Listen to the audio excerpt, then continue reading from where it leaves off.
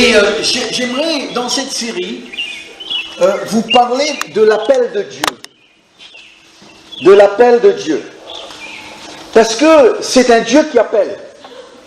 Dès le début de la Bible, dès la désobéissance d'Adam, Dieu se montre comme un Dieu qui appelle l'homme.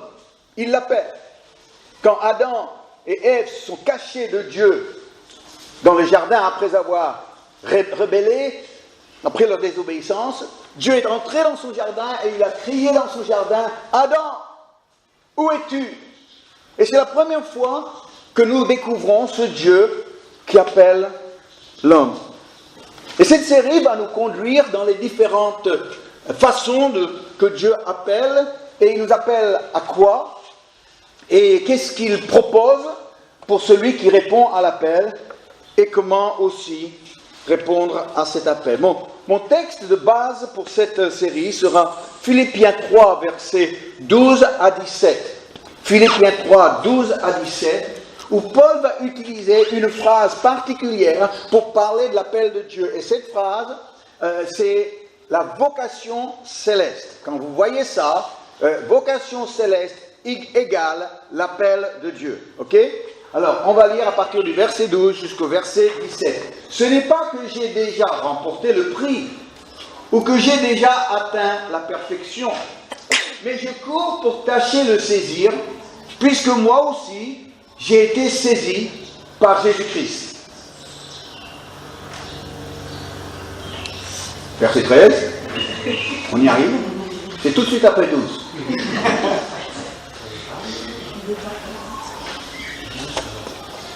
On va y arriver.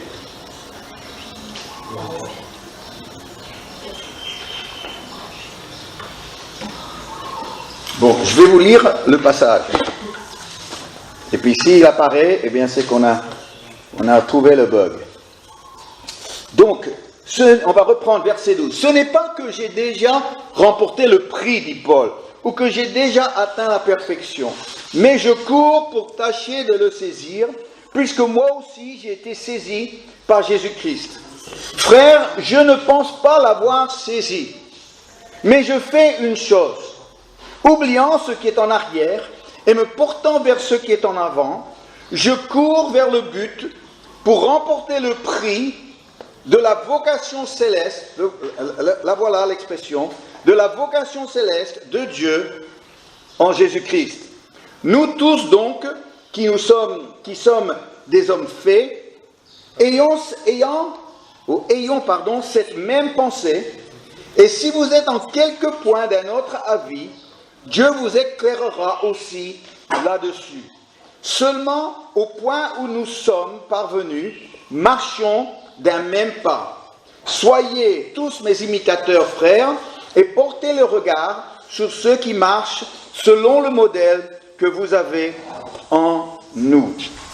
On va s'arrêter là. Paul, parce que lui-même était conscient qu'il y avait une vocation céleste pour sa vie, qu'il y avait un appel de Dieu pour sa vie, maintenant, toute sa vie allait prendre un sens dans le contexte de cette vocation céleste. Parce qu'il comprenait l'appel qui était sur sa vie, maintenant, les choses pour lui étaient claires. Ce qu'il devait faire, comment il devait agir, les priorités, ses valeurs. Pourquoi ? Parce qu'il comprenait l'appel de Dieu. Pour vous dire que si toi tu comprends l'appel de Dieu pour ta vie, ça va simplifier beaucoup de choses et des questions que tu te poses peut-être depuis des années. Quelle est la volonté de Dieu pour ma vie ? Eh bien, tu ne la poseras plus parce que tu vas la connaître. Et alors, Paul, non seulement il nous dit qu'il a lui un appel de Dieu sur sa vie, mais il dit que finalement, tout chrétien qui aime Jésus porte sur sa vie un appel. Ils sont des appelés. Dans Romains 2, 28, il nous dit « Ceux qui sont appelés selon son dessein ». Est-ce que vous comprenez que vous êtes appelés selon son dessein ? Maintenant, j'aimerais ouvrir une petite parenthèse ici. Parce qu'il y a une des choses qui fait plaisir, c'est de dire que Dieu a un plan pour ma vie. Est-ce que quelqu'un vous a dit ça, une fois ? Mais Dieu a un plan pour ta vie. Et en fait, c'est un peu trompeur, ça. Parce que ça donne l'impression que Dieu a 50 millions de plans. Il a un plan pour toi, il a un plan pour toi, il a un plan pour toi, il a un plan pour toi, il a un plan pour toi. Il distribue les plans. C'est un Dieu à plan. Il dit, il a un plan pour toi. Quel est le plan pour ma vie? Alors, je ne sais pas quel est le plan pour ma vie. Je passe ma vie à courir après le plan pour ma vie que je ne comprends pas. Tu vois. Et c'est là où j'ai dit, écoutez, les gens qui te disent Dieu a un plan pour ta vie ne t'aident pas. Parce qu'ils vont créer une espèce d'attente d'une révélation remarquable, extraordinaire, d'un Dieu qui dit « Je t'enverrai vers les païens, et puis tu feras ci et tu feras ça », comme l'apôtre Paul. Vous voyez mais en fait, le seul verset qui est utilisé pour qu'on dise aux gens que Dieu a un plan pour ta vie, c'est tiré de Jérémie 29, 11, si je ne me trompe pas. J'ai des plans pour toi, formés pour toi, et puis des plans des bons plans, quoi. Oui, alors on prend ça pour nous, hein, on prend ça pour nous. Et c'est tout le problème de personnaliser quelque chose qui a été dit à tout un peuple. C'était un plan que Dieu avait pour le peuple d'Israël à la sortie de Babylone. Et le j'ai un plan pour ta vie, c'était pas pour toi, et pour toi, et pour toi, et pour toi, c'était j'ai un plan pour vous. Mais parce qu'on est dans un monde d'individus et on veut avoir l'impression que j'ai mon ministère, ma révélation, ma parole prophétique, mon plan, moi, et on est vraiment dans le moi et on n'est pas dans le nous, qu'on passe à côté du plan de Dieu, et quand on ne comprend pas quel est le plan de Dieu, on ne peut jamais connaître son rôle dans le plan. Est-ce que vous me suivez ce matin? C'est important ce que je dis là. Parce qu'on a l'impression que chacun est sur son vélo, en train de pédaler pour Jésus, avec son plan. Tu vois, et chacun son petit plan. Mais pas du tout. Dieu a un plan pour l'humanité, et il t'embauche dans ce plan, et tu as quelque chose à faire dans ce plan. Ça simplifie beaucoup de choses. Tu dis, mais quel est mon rôle? Eh bien, qu'est-ce que tu as? Qu'est-ce que tu as? Si tu chantes faux, ce ne sera pas pour chanter dans une équipe de louanges. Vous me suivez? Qu'est-ce que tu as? Qu'est-ce que tu peux faire? Comment est-ce que tu peux contribuer? Quelle est la part qui est entre tes mains? Qu'est-ce que tu peux faire toi? Pour la cause, pour le nous, pour le plan de Dieu. Et là, tout d'un coup, tu as quelque chose à faire, tu as un sens, et tu peux consacrer ta vie à ça. Imagine un peu, 50, 60, 100 personnes qui sont engagées dans le plan. C'est pas 100 personnes, c'est pas 100 personnes qui assistent à un culte, c'est une entreprise pour Dieu. C'est 100 salariés pour Dieu. C'est formidable ça. Alors c'est pour ça que il faut bien comprendre les choses. Le plan de Dieu, vous pouvez le lire dans Colossiens chapitre 1er. Je ne vais pas l'étaler aujourd'hui, mais le plan de Dieu, c'est le salut de l'homme. N'allons pas plus loin. N'allons pas plus loin. Dans Colossiens 1, on va découvrir que Dieu veut prendre des étrangers, des gens qui sont étrangers à Dieu, pour les faire des amis, pour faire d'eux des amis. Il veut faire des ennemis de Dieu, des amis de Dieu, des étrangers de Dieu, des fils et des filles de Dieu. Il veut prendre des pécheurs et les transformer en saints qui prennent leur place au ciel. Voilà le plan de Dieu. Et ce même plan, c'est le plan pour la Réunion, c'est le plan pour la France métropole, c'est le plan pour l'Australie, c'est le plan pour tous les pays du monde. Et alors comment est-ce que moi, je peux trouver un rôle à jouer là, dans cette fabuleuse mission? Et c'est pour ça que c'est important. Aujourd'hui, on est dans un drôle de monde au niveau des meubles. Quand vous voulez acheter un meuble neuf, vous allez à la boutique, vous voyez quelque chose qui est en expo, et vous vous dites, ah oui, celui-là me plaît bien, oui, je le vois bien chez moi, celui-là, et puis tu parles avec le vendeur, et puis lui, il te fait un bon, et puis tu vas payer pour ton meuble, et après tu dois te présenter à la livraison. Et puis tu arrives avec ton petit bon, et puis tu as hâte de voir ton meuble. Et puis ce qui t'amène, c'est pas un meuble, c'est un carton. Des pièces détachées. Et puis alors tu ramènes ton carton à la maison, tu ouvres ton carton, il y a des bouts de bois, il y a des bouts de ferraille, il y a du plastique, et tu dis, mince, je ne pensais pas que ça allait être comme ça. Moi j'ai acheté un meuble, je n'ai pas acheté des pièces détachées. Et alors, ta seule chance pour transformer ces pièces détachées en meubles, c'est quoi? Ta seule chance, c'est quoi? C'est le plan. Le plan. Les deux problèmes avec ça c'est la génération Ikea, parce qu'Ikea, c'est terrible, ça. C'est une publicité mensongère. Tu vois, il te met une belle photo d'un meuble, et puis après, il te donne un carton. Et puis, débrouille-toi. Et tu arrives avec un plan, et puis c'est en chinois. Tu vois, et alors après, eh ben, tu étales. Tu sais, moi, je suis très méthodique. Quand j'étale chaque pièce, j'essaie d'identifier chaque pièce contre ça. Et la pire des choses, c'est que tu arrives au bout et il manque des pièces. C'est la pire des choses. Et la deuxième chose qui est terrible, c'est quand tu arrives à la fin et tu as construit ton meuble et il te reste encore plein de pièces. Il dit, il y a un problème là, il y a vraiment un problème là. Il y a quelque chose que je suis passé à côté, je ne comprends pas. C'est le plan qui est défectueux, je ne l'ai pas compris, j'ai mal compris. Parce que chaque pièce n'a qu'un sens que si on a le plan. Et si on n'a pas le plan, la pièce, ça ne sert à rien. La pièce, c'est une pièce qui ne peut pas tenir toute seule. Elle ne peut pas tenir toute seule. Sans le plan, c'est un bout de plastique, c'est un bout de ferraille, c'est un bout de bois, mais il faut le plan pour comprendre là où on va l'emboîter, là où on va pouvoir visser, là où on va pouvoir construire le produit final. Et alors, dans cette série, je veux vous amener avec le plan, et on va essayer de trouver le bout de bois, et puis le plastique, et puis on va essayer de tout mettre en place là, pour essayer de comprendre le plan, et surtout là où toi, tu peux vivre ta vie et contribuer à l'effort du royaume de Dieu. Quand on entend cette phrase, l'appel de Dieu, on imagine tout de suite que c'est Jésus qui paraît à l'apôtre Paul et qui l'envoie vers les nations. Tu vois. Et si tu veux vraiment faire plaisir à quelqu'un, tu as une prophétie pour lui que Dieu t'envoie vers les nations. J'ai voyagé. Alors quand les chrétiens entendent ça, il y en a qui ils sont contents, ils vont voir Club Med en disant Dieu m'a envoyé vers les nations, j'amène mon chapeau, mes lunettes de soleil, et puis je vais chez les nations, tu vois. Mais aujourd'hui, on ne parle pas d'un grand ministère quand on parle. On parle de Dieu qui veut se servir de toi.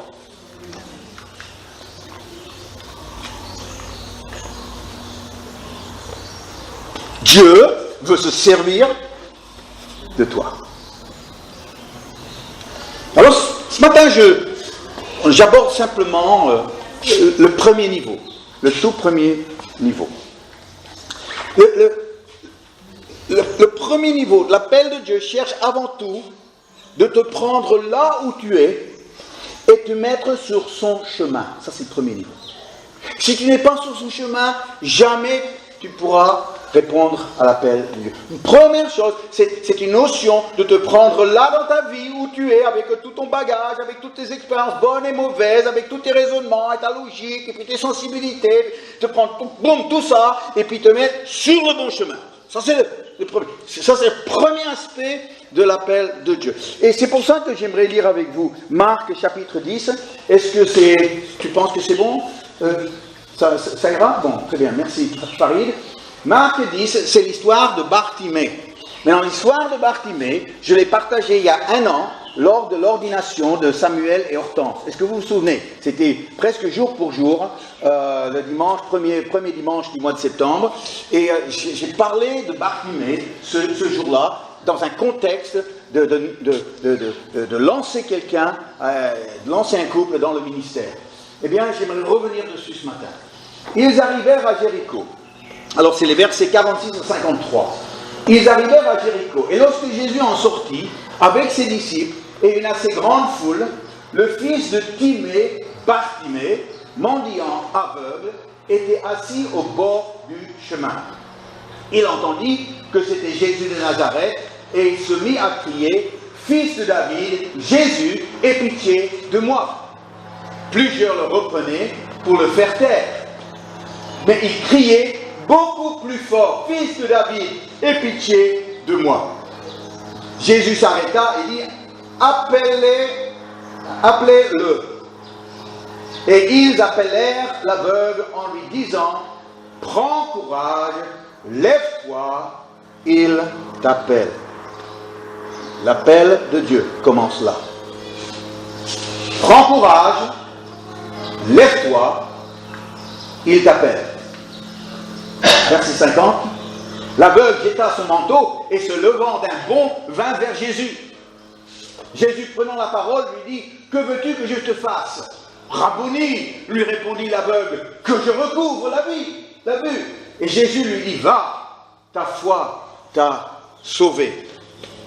Et enfin, verset 53. Aussitôt, il recouvra la vue et suivit Jésus dans le chemin. Bartimée, c'est un aveugle dans la ville de Jéricho. Tous les jours, c'est la même chose. Tous les jours, il doit prendre son manteau, quelqu'un l'amène au même endroit, il est connu, c'est son endroit, il étale son manteau, il s'assit dessus, et avec ses yeux qui ne voient pas, mais son regard fixé vers un public qui passe, eh bien il crie « Pitié, pitié, pitié ». Tous les jours, c'est ça. Ils m'ont dit, c'est pas une vie ça. Il n'y a personne ici qui aimerait cette vie-là. Et pourtant, l'être humain, il commence sa vie aveugle. Pas au niveau physique, mais au niveau spirituel. C'est qu'il a des yeux qui ne voient pas, spirituellement. Et c'est pas le hasard, il me semble, que quand un bébé est né, il est né avec des yeux qui ne voient pas. Curieux ça, hein?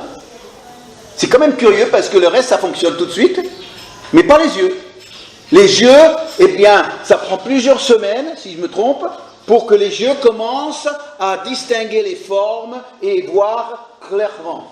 Eh bien, ce qui est vrai pour l'être humain sur le plan physique, l'est également pour l'être humain sur le plan spirituel. Il a des yeux qui ne voient pas. Et l'être humain est assis, lui aussi, dans les poussières de ce monde.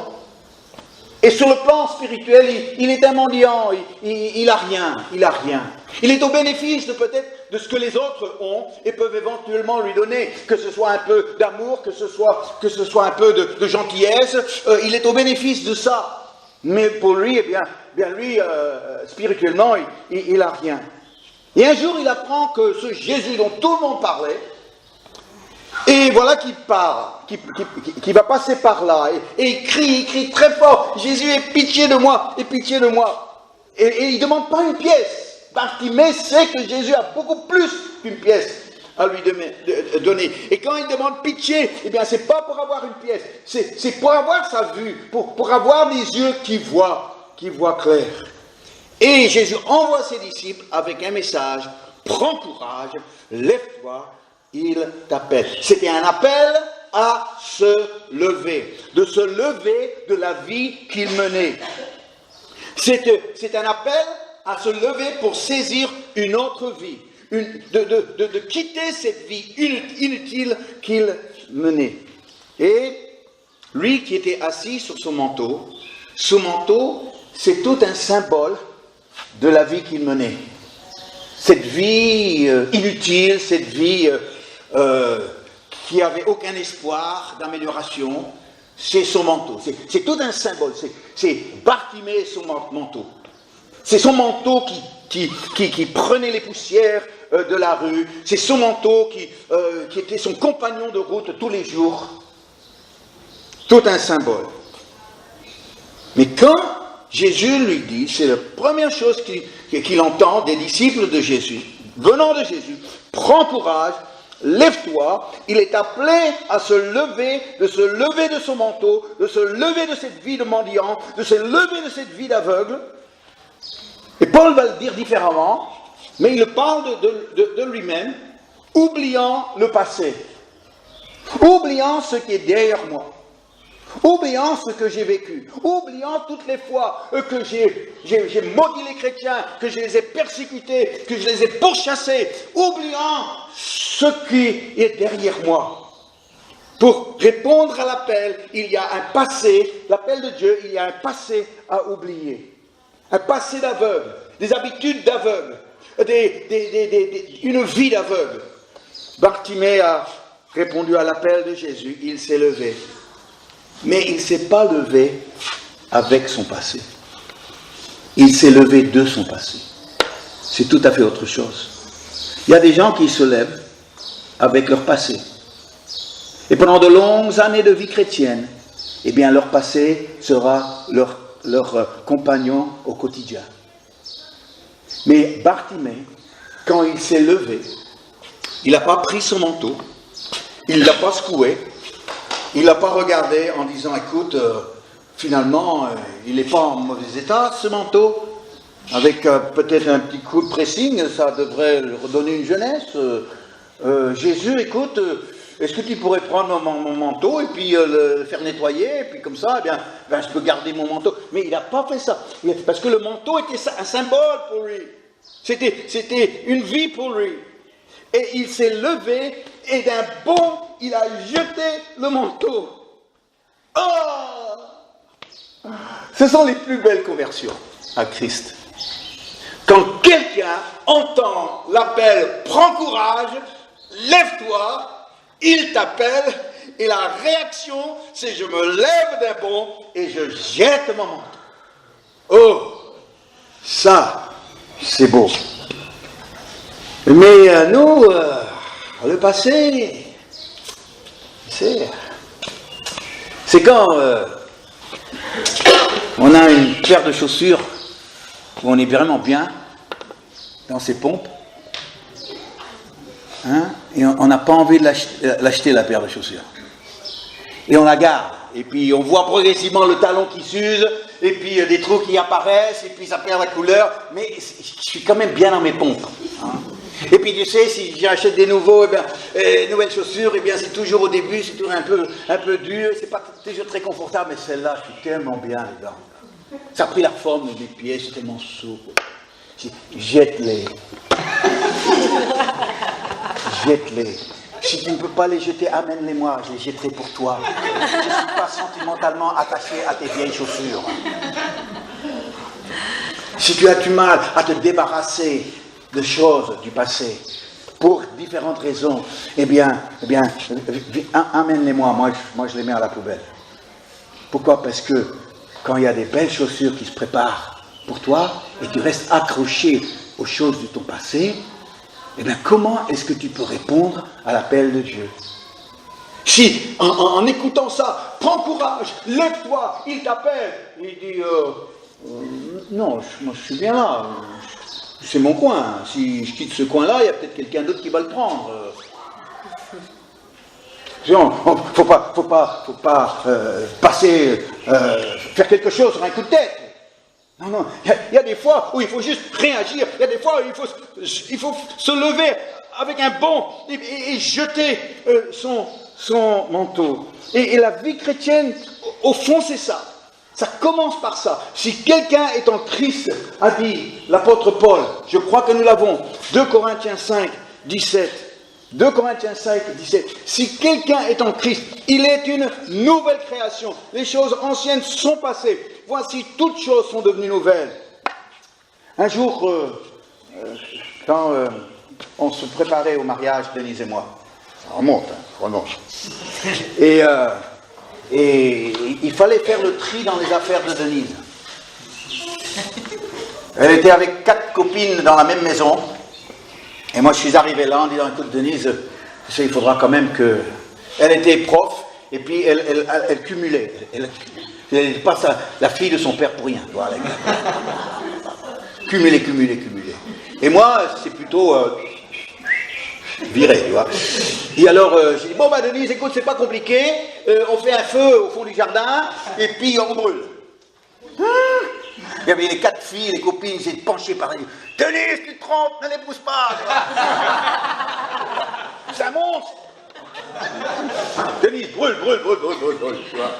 Et puis, je tombe sur une photo de Denise. 17 ans, avec des tresses. Denise, elle n'était pas contente. Denise, brûle. Il y a des photos, on ne veut vraiment pas mettre sur Facebook. Hein. Oh non, non, mais c'est elle qui le dit. Attention, la photo de Denise dans les tresses à 17 ans, c'était pas sa photo, il fallait pas la montrer à qui que ce soit. Hein. Parce que quelque part, on veut oublier cette photo. On veut oublier cette photo, mais c'est pas moi qui le dis. Vous parlez à Denise tout à l'heure de la photo des tresses, puis elle va vous le dire. Mais si elle veut pas mettre cette photo sur Facebook, eh bien, vous avez aussi des photos que vous voulez pas mettre sur Facebook. Hein. Ça, je peux vous l'assurer. Hein. Non, je crois que là, ça aurait été un gag. Mais non, c'était quand on était jeune, on avait les boutons. Ouais. Quand il y avait les appareils dentaires, quand il y a, on rentre du salon de coiffure et puis ça a été complètement loupé. Tu sais, il y a des moments... ah non, pas cette photo-là, c'est avec une chemise à carreaux, très pétard. Oh non, surtout pas. Mais c'est vrai qu'il y a des choses où même sur le plan humain, on veut brûler, on veut jeter. Mais dans notre vie, eh bien, il y a la vieille photo, qui est notre vieux manteau, qui représente tellement de ce qu'on a vécu, des choses qu'on n'oublie pas. Moi, je peux encore oublier des choses que j'aurais me rappeler des choses que j'aurais préféré que le Seigneur, il prenne de l'eau de Javel, et puis il enlève tout ça de ma mémoire. Ce serait tellement plus simple si on pouvait, avec notre vie, faire comme l'ordinateur, où on sélectionne, on supprime, et puis on enlève de l'historique. Mais on ne peut pas. Mais dans son cœur, on a dit, j'ai jeté mon manteau. Je me suis levé de cette vie. C'est fini comme ça. Je ne suis plus lié à ce manteau qui représente ma vie passée. Parce que maintenant, Jésus, avant tout, il m'appelle à vivre une autre vie. Ça, c'est le début de la vocation céleste. La deuxième chose que nous voyons dans cette histoire, c'est qu'il vint vers Jésus. Il vint vers Jésus. L'appel de Dieu va toujours vous demander de vous déranger. Il va toujours vous demander de vous déplacer. Si tu ne veux pas bouger, si tu ne veux pas changer, tu ne répondras jamais à l'appel de Dieu. Notre société, c'est une société de plus en plus sédentaire. Elle n'aime pas bouger, elle n'aime pas se bouger. En fait, avec Internet maintenant, on ne doit plus sortir de chez soi. On peut faire ses courses par Internet. C'est extraordinaire ça. Hein. On peut aller à la banque sur Internet. On peut payer ses impôts par Internet. Toujours dans le confort de son chez-soi. On peut regarder un film, plus besoin d'aller au cinéma.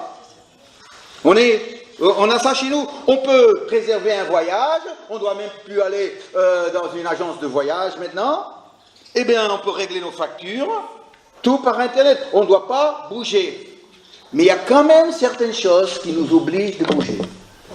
Quand vous avez une rage de dents, est-ce que vous pouvez régler le problème sur Internet? Vous faites une recherche Google, rage de dents. Ça ne change rien à ta rage de dents. Ah non, non.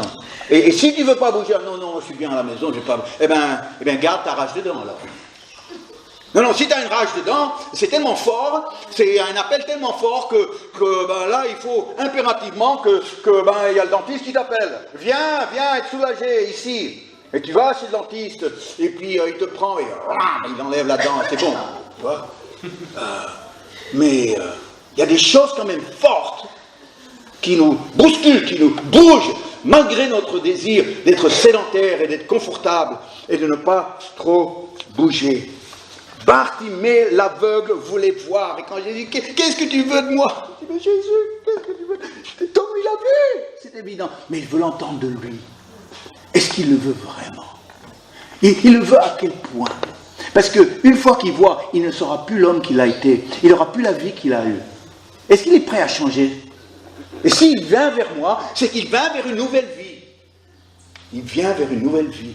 Il vient vers une vie où il sera plus mendiant, il va devoir bosser maintenant pour avoir son argent. Il va devoir vivre une vie d'un homme valide.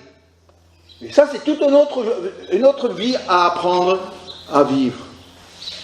Pour répondre à l'appel de Dieu, il faut être prêt à bouger. Paul utilise le mot saisir. Dans Philippiens 3, verset 12, c'est notre passage de départ. Mais je cours pour tâcher le saisir, puisque c'est un mot fort, saisir.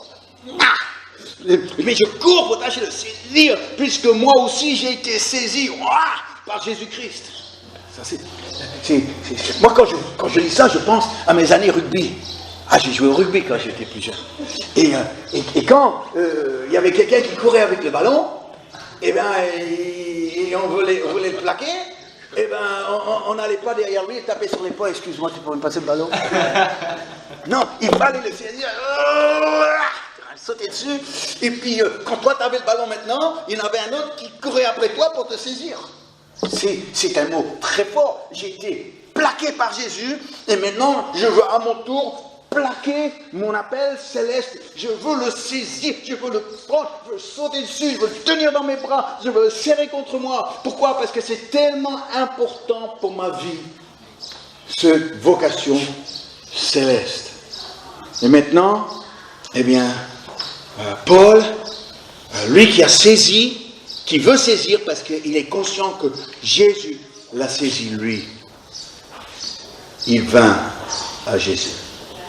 Cher ami, si tu n'as pas encore donné ta vie à Christ, je t'invite ce matin de te lever de ta vie avec un bond, de jeter ton manteau de ta vie passée et de venir vers Jésus aujourd'hui. La troisième étape pour répondre à l'appel de Dieu dans cette histoire, c'est il suivit Jésus dans le chemin. Il suivit Jésus dans le chemin. Il s'est levé avec un bond, il est venu à Jésus, mais ça ne s'arrête pas là. Il suit Jésus dans le chemin. Il est sur un autre chemin. La vocation céleste, c'est un chemin qu'il faut prendre, qu'il faut suivre. C'est marcher dans le chemin. Paul, dans le passage que nous avons lu, nous parle de ça. Je ne marche sur ce chemin, je ne marche pas seul. Je marche avec d'autres, au même pas que les autres. Je marche sur ce chemin portant les regards sur les modèles, Paul a parlé, les modèles que Jésus m'a donnés. Mais celui qui est le chrétien électron libre, le cow-boy solitaire, l'individu, le têtu, il refuse le chemin qui a été tracé. Il dit, je tracerai mon chemin à moi, et je suivrai selon mon idée. Et là, si tu fais ça, ton appel se réalisera jamais. Et ce qui me désole vraiment, c'est de voir de nombreux chrétiens qui finalement ne marchent pas au même pas avec les autres, qui refusent des modèles, et d'être imitateurs de modèles que Jésus leur donne. Et qui disent, de toute façon, c'est Jésus et moi, je suivrai son chemin tout seul. Sauf que, Jésus ne conduit pas sur un chemin tout seul. Et on dit, oui, mais Seigneur, il comprend, il est large, le chemin. Oh non, le chemin de Jésus n'est pas large. Il est étroit. Jésus a dit, étroit le chemin qui mène à la vie, et il y a peu de gens dessus. Il y a peu de gens dessus. Il y a des années de ça, il y avait le Paris-Dakar, je ne sais pas si vous vous en rappelez. Et puis là, ce n'était pas sur un chemin. Chacun devait frayer son propre chemin dans les dunes. Et puis régulièrement, il y avait des voitures qui étaient cassées, des moteurs cassés, des voitures, parce qu'il y a beaucoup de casse dans les dunes. Il y a beaucoup de casse quand tu dois frayer ton propre chemin. Mais quand tu suis Jésus sur le chemin, là, tu vas réaliser l'appel de Dieu pour ta vie. Suivre Jésus, c'est accepter la bride, comme un cheval accepte la bride. Sans la bride, si le cheval refuse la bride, on ne peut rien faire avec lui. On ne peut pas le monter, on ne peut pas le faire travailler. Il est inutile, il peut être beau, il peut être puissant, inutile, parce qu'il a refusé la bride. C'est comme Jésus a dit, il a parlé d'un joug. Un joug, c'est quoi? C'est le morceau de bois qu'on mettait sur deux bœufs, pour que les deux bœufs puissent travailler ensemble pour retourner la terre. Mais si les deux bœufs refusaient le joug, eh bien, les deux bœufs allaient tirer dans d'autres sens et le travail ne serait pas fait. C'est une magnifique image non seulement d'avoir un joug, moi et Jésus, mais moi et Jésus et les autres sur ce chemin-là. On porte le joug. Et quoi? Le joug, c'est lourd, c'est quelque chose de contraignant, c'est quelque chose qui va nous enfermer. Mais non, pas du tout. Jésus a dit ceci concernant son joug. Mon joug est doux et mon fardeau léger. Si tu acceptes la bride, si tu acceptes le joug, tu répondras à l'appel de Dieu dans ta vie. Si tu refuses ça, tu veux faire à ta tête, Jésus est avec moi, je fais à ma tête. Eh bien, c'est vrai, tu chanteras des louanges, c'est vrai, tu liras des passages, c'est vrai, mais tu rempliras jamais l'appel de Dieu pour ta vie. Si tu acceptes le joug, si tu acceptes la bride, si tu marches sur le chemin suivant Jésus, eh bien, à la fin de ce chemin, tu pourras dire avec l'apôtre Paul, j'ai combattu le bon combat.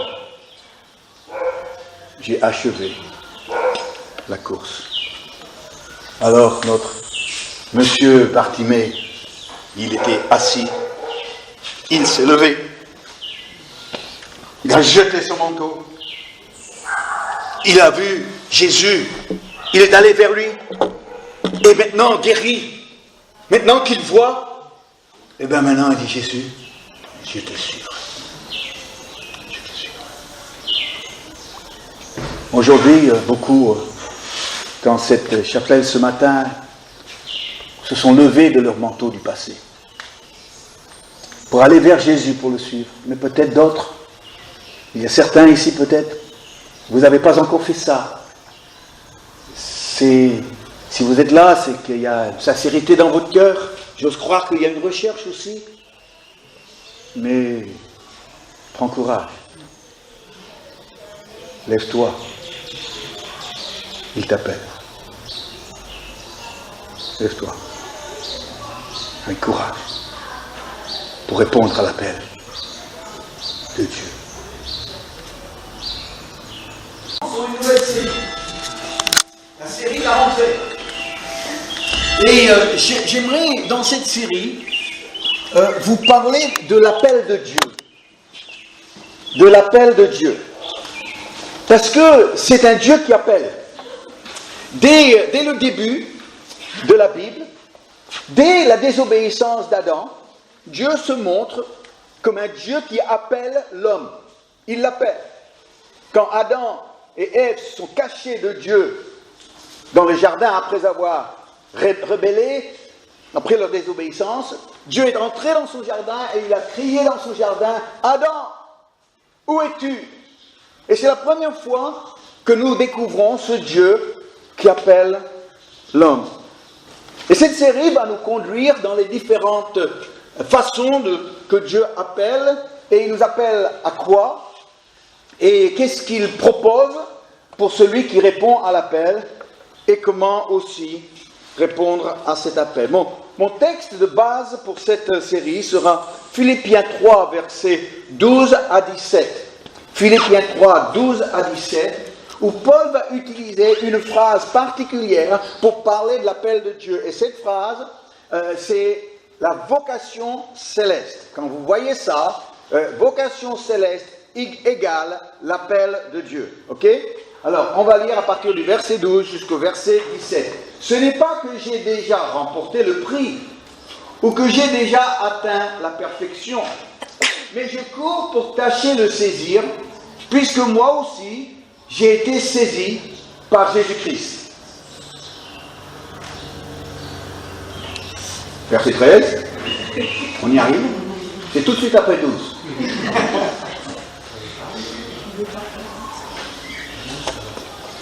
On va y arriver.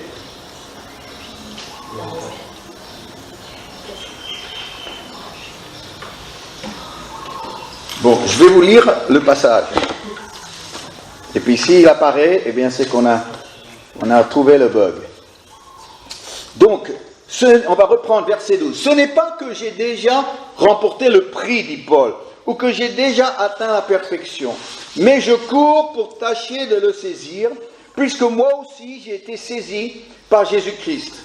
Frères, je ne pense pas l'avoir saisi, mais je fais une chose, oubliant ce qui est en arrière et me portant vers ce qui est en avant, je cours vers le but pour remporter le prix de la vocation céleste, la voilà l'expression, de la vocation céleste de Dieu en Jésus-Christ.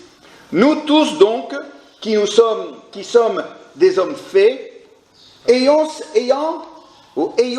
cette même pensée, et si vous êtes en quelque point d'un autre avis, Dieu vous éclairera aussi là-dessus. Seulement au point où nous sommes parvenus, marchons d'un même pas. Soyez tous mes imitateurs, frères, et portez le regard sur ceux qui marchent selon le modèle que vous avez en nous. On va s'arrêter là. Paul, parce que lui-même était conscient qu'il y avait une vocation céleste pour sa vie, qu'il y avait un appel de Dieu pour sa vie, maintenant, toute sa vie allait prendre un sens dans le contexte de cette vocation céleste. Parce qu'il comprenait l'appel qui était sur sa vie, maintenant, les choses pour lui étaient claires. Ce qu'il devait faire, comment il devait agir, les priorités, ses valeurs. Pourquoi? Parce qu'il comprenait l'appel de Dieu. Pour vous dire que si toi tu comprends l'appel de Dieu pour ta vie, ça va simplifier beaucoup de choses et des questions que tu te poses peut-être depuis des années. Quelle est la volonté de Dieu pour ma vie? Eh bien, tu ne la poseras plus parce que tu vas la connaître. Et alors, Paul, non seulement il nous dit qu'il a lui un appel de Dieu sur sa vie, mais il dit que finalement, tout chrétien qui aime Jésus porte sur sa vie un appel. Ils sont des appelés. Dans Romains 2, 28, il nous dit « Ceux qui sont appelés selon son dessein ». Est-ce que vous comprenez que vous êtes appelés selon son dessein? Maintenant, j'aimerais ouvrir une petite parenthèse ici. Parce qu'il y a une des choses qui fait plaisir, c'est de dire que Dieu a un plan pour ma vie. Est-ce que quelqu'un vous a dit ça une fois? Mais Dieu a un plan pour ta vie. Et en fait, c'est un peu trompeur ça. Parce que ça donne l'impression que Dieu a 50 millions de plans. Il a un plan pour toi, il a un plan pour toi, il a un plan pour toi, il a un plan pour toi, il a un plan pour toi. Il distribue les plans. C'est un Dieu à plan. Il dit, il a un plan pour toi. Quel est le plan pour ma vie? Alors, je ne sais pas quel est le plan pour ma vie. Je passe ma vie à courir après le plan pour ma vie que je ne comprends pas. Et c'est là où j'ai dit, écoutez, les gens qui te disent Dieu a un plan pour ta vie ne t'aident pas. Parce qu'ils vont créer une espèce d'attente d'une révélation remarquable, extraordinaire, d'un Dieu qui dit « Je t'enverrai vers les païens, et puis tu feras ci et tu feras ça », comme l'apôtre Paul. Mais en fait, le seul verset qui est utilisé pour qu'on dise aux gens que Dieu a un plan pour ta vie, c'est tiré de Jérémie 29, 11, s'il ne me trompe pas. J'ai des plans pour toi, formés pour toi, et puis des plans des bons plans, quoi. Oui, alors on prend ça pour nous, hein, on prend ça pour nous. Et c'est tout le problème de personnaliser quelque chose qui a été dit à tout un peuple. C'était un plan que Dieu avait pour le peuple d'Israël à la sortie de Babylone. Et le j'ai un plan pour ta vie, c'était pas pour toi, et pour toi, et pour toi, et pour toi, c'était j'ai un plan pour vous. Mais parce qu'on est dans un monde d'individus et on veut avoir l'impression que j'ai mon ministère, ma révélation, ma parole prophétique, mon plan, moi, et on est vraiment dans le moi et on n'est pas dans le nous, qu'on passe à côté du plan de Dieu et quand on ne comprend pas quel est le plan de Dieu, on ne peut jamais connaître son rôle dans le plan. Est-ce que vous me suivez ce matin? C'est important ce que je dis là. Parce qu'on a l'impression que chacun est sur son vélo, en train de pédaler pour Jésus, avec son plan. Tu vois, et chacun son petit plan. Mais pas du tout. Dieu a un plan pour l'humanité, et il t'embauche dans ce plan, et tu as quelque chose à faire dans ce plan. Ça simplifie beaucoup de choses. Tu dis, mais quel est mon rôle? Eh bien, qu'est-ce que tu as? Qu'est-ce que tu as? Si tu chantes faux, ce ne sera pas pour chanter dans une équipe de louanges. Vous me suivez? Qu'est-ce que tu as? Qu'est-ce que tu peux faire? Comment est-ce que tu peux contribuer? Quelle est la part qui est entre tes mains? Qu'est-ce que tu peux faire toi? Pour la cause, pour le nous, pour le plan de Dieu. Et là, tout d'un coup, tu as quelque chose à faire, tu as un sens, et tu peux consacrer ta vie à ça. Imagine un peu, 50, 60, 100 personnes qui sont engagées dans le plan. C'est pas 100 personnes, c'est pas 100 personnes qui assistent à un culte, c'est une entreprise pour Dieu. C'est 100 salariés pour Dieu. C'est formidable ça. Alors c'est pour ça qu'il faut bien comprendre les choses. Le plan de Dieu, vous pouvez le lire dans Colossiens chapitre 1er. Je ne vais pas l'étaler aujourd'hui, mais le plan de Dieu, c'est le salut de l'homme. N'allons pas plus loin. N'allons pas plus loin. Dans Colossiens 1, on va découvrir que Dieu veut prendre des étrangers, des gens qui sont étrangers à Dieu, pour les faire des amis, pour faire d'eux des amis. Il veut faire des ennemis de Dieu, des amis de Dieu, des étrangers de Dieu, des fils et des filles de Dieu. Il veut prendre des pécheurs et les transformer en saints qui prennent leur place au ciel. Voilà le plan de Dieu. Et ce même plan, c'est le plan pour la Réunion, c'est le plan pour la France métropole, c'est le plan pour l'Australie, c'est le plan pour tous les pays du monde.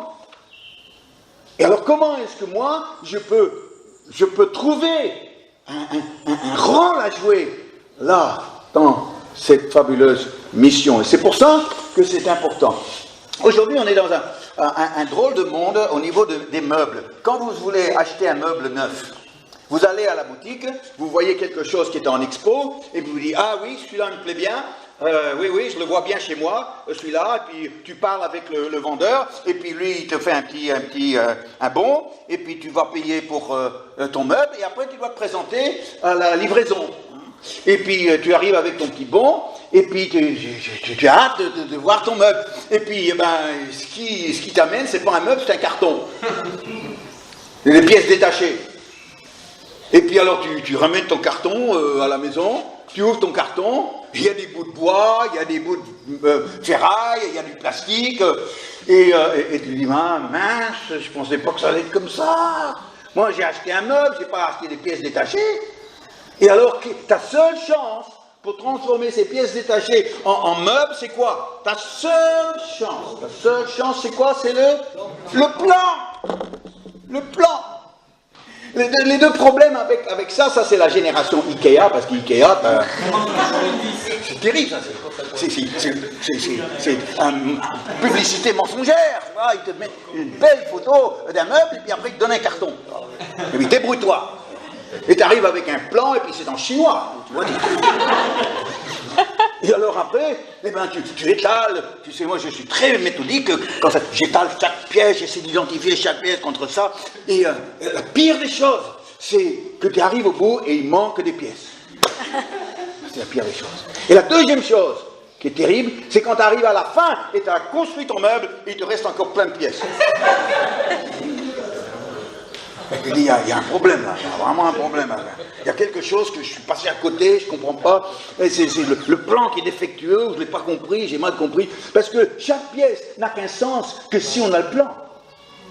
Et si on n'a pas le plan, la pièce, ça ne sert à rien. La pièce, c'est une pièce qui ne peut pas tenir toute seule. Elle ne peut pas tenir toute seule. Sans le plan, c'est un bout de plastique, c'est un bout de ferraille, c'est un bout de bois, mais il faut le plan pour comprendre là où on va l'emboîter, là où on va pouvoir visser, là où on va pouvoir construire le produit final. Et alors, dans cette série, je veux vous amener avec le plan, et on va essayer de trouver le bout de bois, et puis le plastique, et puis on va essayer de tout mettre en place là, pour essayer de comprendre le plan, et surtout là où toi, tu peux vivre ta vie et contribuer à l'effort du royaume de Dieu. Quand on entend cette phrase, l'appel de Dieu, on imagine tout de suite que c'est Jésus qui paraît à l'apôtre Paul et qui l'envoie vers les nations. Tu vois. Et si tu veux vraiment faire plaisir à quelqu'un, tu as une prophétie pour lui que Dieu t'envoie vers les nations. J'ai voyagé. Alors quand les chrétiens entendent ça, il y en a qui ils sont contents, ils vont voir Club Med en disant Dieu m'a envoyé vers les nations, j'amène mon chapeau, mes lunettes de soleil, et puis je vais chez les nations, tu vois. Mais aujourd'hui, on ne parle pas d'un grand ministère quand on parle. On parle de Dieu qui veut se servir de toi.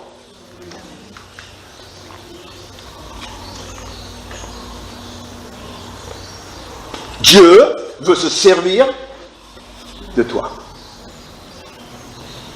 Alors, ce matin, j'aborde simplement le premier niveau, le tout premier niveau. Le premier niveau de l'appel de Dieu cherche avant tout de te prendre là où tu es et te mettre sur son chemin. Ça, c'est le premier niveau. Si tu n'es pas sur son chemin, jamais tu pourras répondre à l'appel de Dieu. Une première chose, c'est une notion de te prendre là dans ta vie où tu es, avec tout ton bagage, avec toutes tes expériences bonnes et mauvaises, avec tous tes raisonnements et ta logique, et puis tes sensibilités, te prendre tout ça, et puis te mettre sur le bon chemin. Ça, c'est le premier. Ça, c'est le premier aspect de l'appel de Dieu. Et c'est pour ça que j'aimerais lire avec vous Marc chapitre 10. Est-ce que tu penses que c'est bon? Ça ira? Bon, très bien, merci Farid. Marc 10, c'est l'histoire de Bartimée. Mais dans l'histoire de Bartimée, je l'ai partagée il y a 1 an, lors de l'ordination de Samuel et Hortense. Est-ce que vous vous souvenez? C'était presque jour pour jour, le dimanche, premier dimanche du mois de septembre. Et j'ai parlé de Bartimée ce jour-là, dans un contexte de lancer quelqu'un, de lancer un couple dans le ministère. Eh bien, j'aimerais revenir dessus ce matin. Ils arrivèrent à Jéricho. Alors, c'est les versets 46 à 53. Ils arrivèrent à Jéricho. Et lorsque Jésus en sortit, avec ses disciples et une assez grande foule, le fils de Timée, Bartimée, mendiant aveugle, était assis au bord du chemin. Il entendit que c'était Jésus de Nazareth et il se mit à crier « Fils de David, Jésus, aie pitié de moi !» Plusieurs le reprenaient pour le faire taire. Mais il criait beaucoup plus fort, « Fils de David, aie pitié de moi !» Jésus s'arrêta et dit, « Appelez-le. » Et ils appelèrent l'aveugle en lui disant, « Prends courage, lève-toi, il t'appelle. » L'appel de Dieu commence là. « Prends courage, lève-toi, il t'appelle. » Verset 50. L'aveugle jeta son manteau et se levant d'un bond vint vers Jésus. Jésus prenant la parole lui dit, « Que veux-tu que je te fasse ?» « Rabouni, lui répondit l'aveugle, « que je recouvre la vue. » Et Jésus lui dit, « Va, ta foi t'a sauvé. » Et enfin, verset 53. Aussitôt, il recouvra la vue et suivit Jésus dans le chemin. Bartimée, c'est un aveugle dans la ville de Jéricho. Tous les jours, c'est la même chose. Tous les jours, il doit prendre son manteau, quelqu'un l'amène au même endroit, il est connu, c'est son endroit, il étale son manteau, il s'assit dessus, et avec ses yeux qui ne voient pas, mais son regard fixé vers un public qui passe, eh bien il crie « Pitié, pitié, pitié ». Tous les jours, c'est ça. Ils m'ont dit, c'est pas une vie ça. Il n'y a personne ici qui aimerait cette vie-là. Et pourtant, l'être humain, il commence sa vie aveugle. Pas au niveau physique, mais au niveau spirituel. C'est qu'il a des yeux qui ne voient pas, spirituellement. Et c'est pas le hasard, il me semble, que quand un bébé est né, il est né avec des yeux qui ne voient pas. Curieux ça, hein? C'est quand même curieux parce que le reste, ça fonctionne tout de suite, mais pas les yeux. Les yeux, eh bien, ça prend plusieurs semaines, si je me trompe, pour que les yeux commencent à distinguer les formes et voir clairement. Eh bien, ce qui est vrai pour l'être humain sur le plan physique, l'est également pour l'être humain sur le plan spirituel. Il a des yeux qui ne voient pas. Et l'être humain est assis, lui aussi, dans les poussières de ce monde. Et sur le plan spirituel, il est un mendiant, il a rien. Il est au bénéfice peut-être de ce que les autres ont et peuvent éventuellement lui donner, que ce soit un peu d'amour, que ce soit un peu de gentillesse, il est au bénéfice de ça. Mais pour lui, eh bien lui, spirituellement, il a rien. Et un jour, il apprend que ce Jésus dont tout le monde parlait, et voilà qu'il part, qui va passer par là, et il crie très fort, Jésus, aie pitié de moi, aie pitié de moi. Et il ne demande pas une pièce. Bartimée sait que Jésus a beaucoup plus qu'une pièce à lui donner. Et quand il demande pitié, eh bien, c'est pas pour avoir une pièce, c'est pour avoir sa vue, pour avoir des yeux qui voient clair. Et Jésus envoie ses disciples avec un message: prends courage, lève-toi, il t'appelle. C'était un appel à se lever, de se lever de la vie qu'il menait. C'est un appel à se lever pour saisir une autre vie, de quitter cette vie inutile qu'il menait. Et lui qui était assis sur son manteau, c'est tout un symbole de la vie qu'il menait. Cette vie inutile, cette vie qui n'avait aucun espoir d'amélioration, c'est son manteau. C'est tout un symbole. C'est Bartimée, son manteau. C'est son manteau qui prenait les poussières de la rue. C'est son manteau qui était son compagnon de route tous les jours. Tout un symbole. Mais quand Jésus lui dit, c'est la première chose qu'il entend des disciples de Jésus, venant de Jésus: prends courage, lève-toi. Il est appelé à se lever de son manteau, de se lever de cette vie de mendiant, de se lever de cette vie d'aveugle. Et Paul va le dire différemment, mais il parle de lui-même, oubliant le passé, oubliant ce qui est derrière moi, oubliant ce que j'ai vécu, oubliant toutes les fois que j'ai maudit les chrétiens, que je les ai persécutés, que je les ai pourchassés, oubliant ce qui est derrière moi. Pour répondre à l'appel, il y a un passé, l'appel de Dieu, il y a un passé à oublier. Un passé d'aveugle, des habitudes d'aveugle, une vie d'aveugle. Bartimée a répondu à l'appel de Jésus, il s'est levé. Mais il ne s'est pas levé avec son passé. Il s'est levé de son passé. C'est tout à fait autre chose. Il y a des gens qui se lèvent avec leur passé. Et pendant de longues années de vie chrétienne, eh bien leur passé sera leur compagnon au quotidien. Mais Bartimée, quand il s'est levé, il n'a pas pris son manteau, il ne l'a pas secoué, il ne l'a pas regardé en disant: écoute, finalement, il n'est pas en mauvais état ce manteau, avec peut-être un petit coup de pressing, ça devrait lui redonner une jeunesse. Jésus, écoute, est-ce que tu pourrais prendre mon manteau et puis le faire nettoyer, et puis comme ça, eh bien, je peux garder mon manteau. Mais il n'a pas fait ça, parce que le manteau était un symbole pour lui. C'était une vie pour lui. Et il s'est levé, et d'un bond, il a jeté le manteau. Oh! Ce sont les plus belles conversions à Christ. Quand quelqu'un entend l'appel: prends courage, lève-toi, il t'appelle, et la réaction, c'est: je me lève d'un bond et je jette mon manteau. Oh, ça, c'est beau. Mais nous, le passé, c'est quand on a une paire de chaussures où on est vraiment bien dans ses pompes,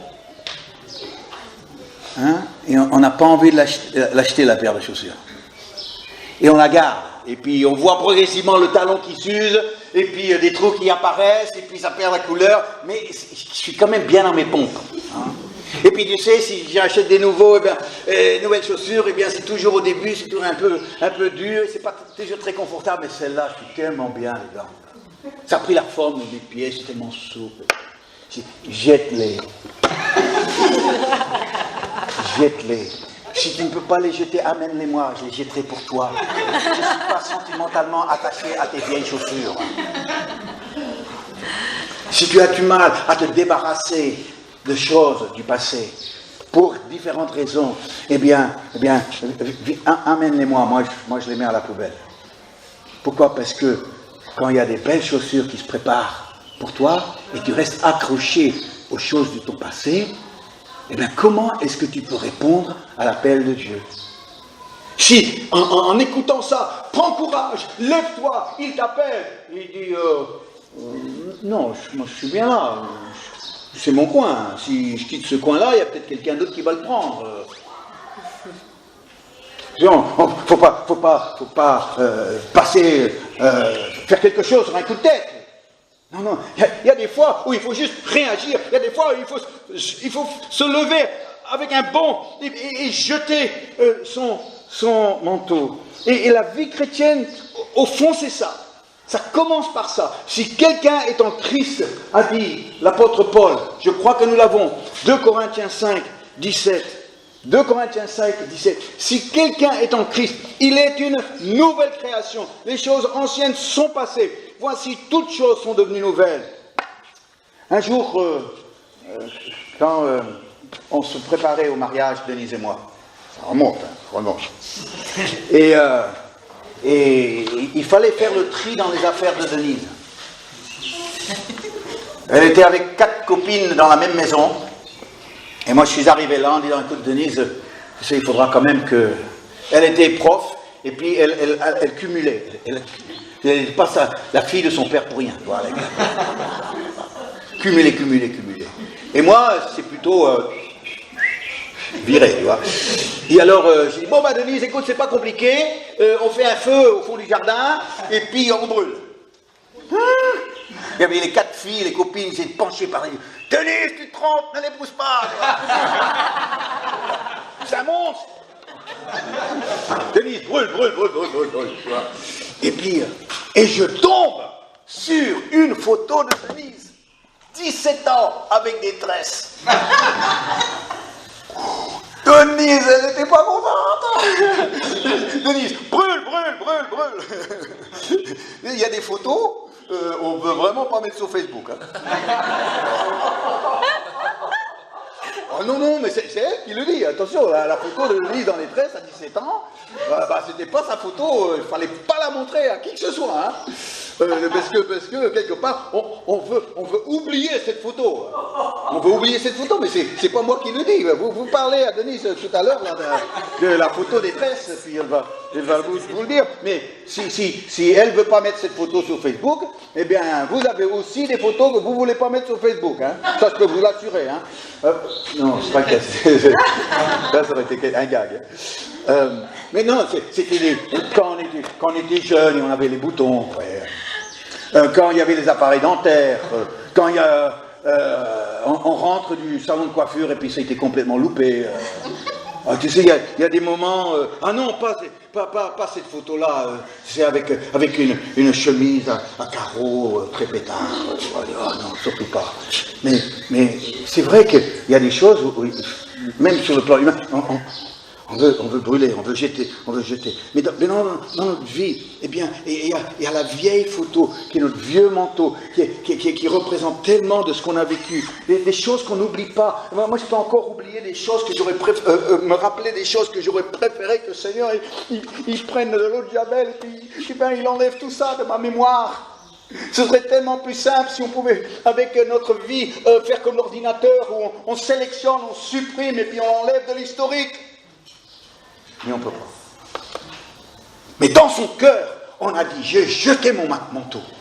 Je me suis levé de cette vie. C'est fini comme ça. Je ne suis plus lié à ce manteau qui représente ma vie passée. Parce que maintenant, Jésus, avant tout, il m'appelle à vivre une autre vie. Ça, c'est le début de la vocation céleste. La deuxième chose que nous voyons dans cette histoire, c'est qu'il vint vers Jésus. Il vint vers Jésus.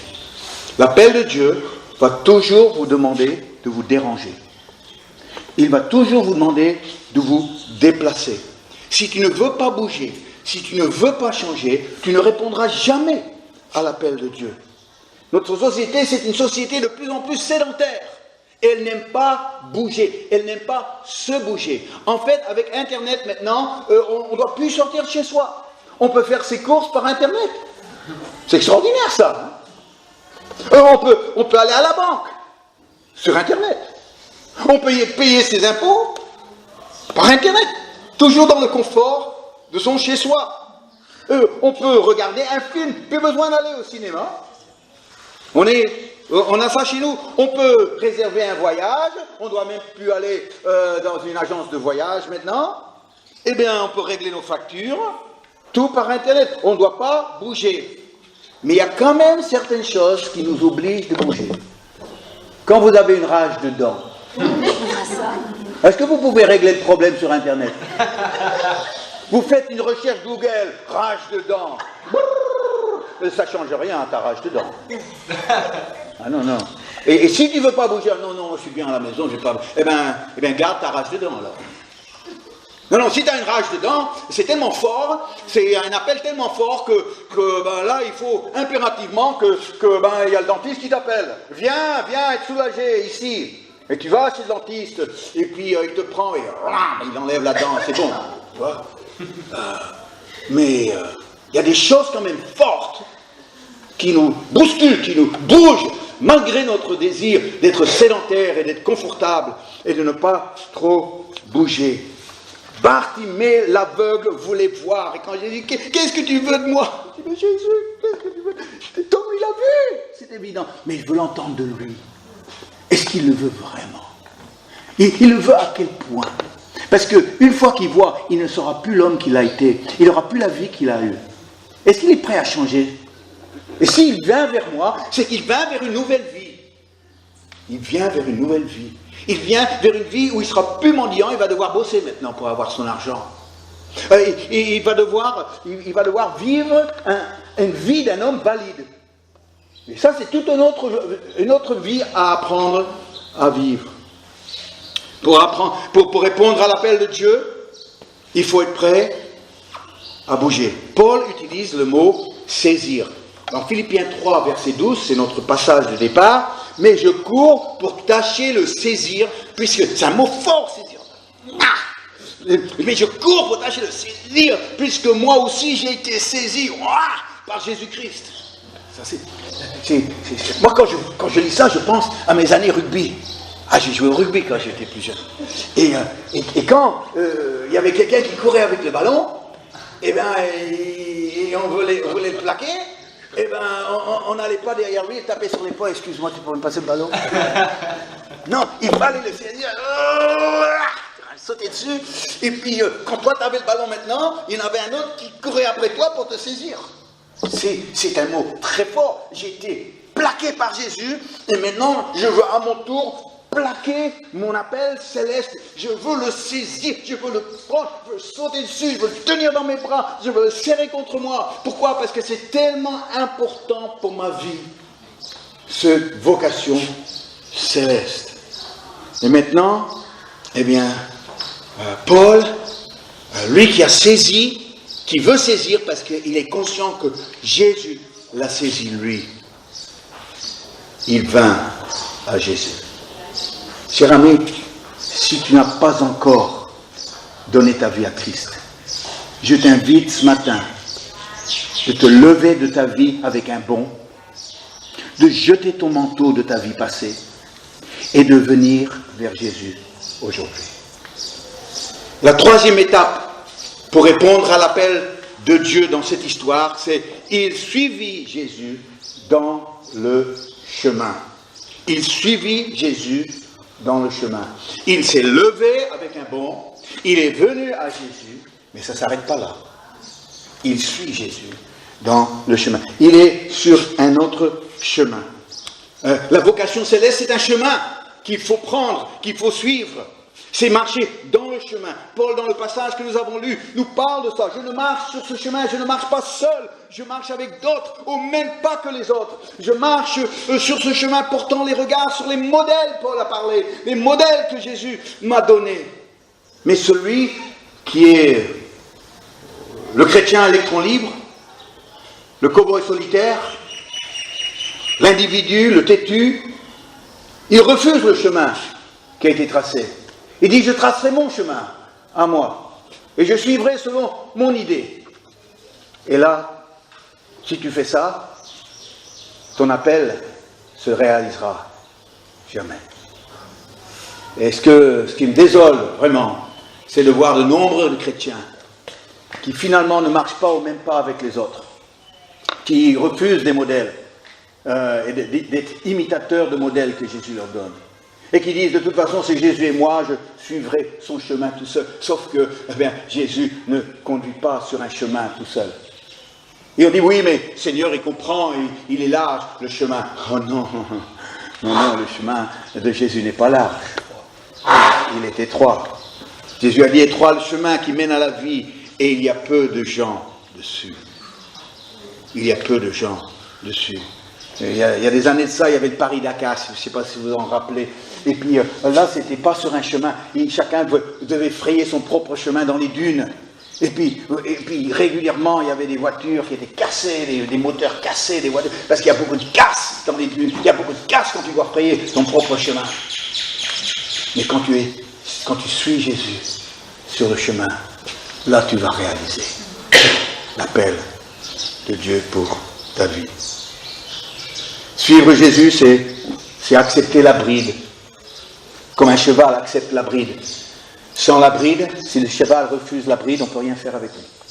On ne peut pas le monter, on ne peut pas le faire travailler. Il est inutile. Il peut être beau, il peut être puissant, inutile. Parce qu'il a refusé la bride. C'est comme Jésus a dit, il a parlé d'un joug. Un joug, c'est quoi? C'est le morceau de bois qu'on mettait sur deux bœufs pour que les deux bœufs puissent travailler ensemble pour retourner la terre. Mais si les deux bœufs refusaient le joug, eh bien, les deux bœufs allaient tirer dans d'autres sens et le travail ne serait pas fait. C'est une magnifique image non seulement d'avoir un joug, moi et Jésus, mais moi et Jésus et les autres sur ce chemin-là. On porte le joug. Et quoi? Le joug, c'est lourd, c'est quelque chose de contraignant, c'est quelque chose qui va nous enfermer. Mais non, pas du tout. Jésus a dit ceci concernant son joug. Mon joug est doux et mon fardeau léger. Si tu acceptes la bride, si tu acceptes le joug, tu répondras à l'appel de Dieu dans ta vie.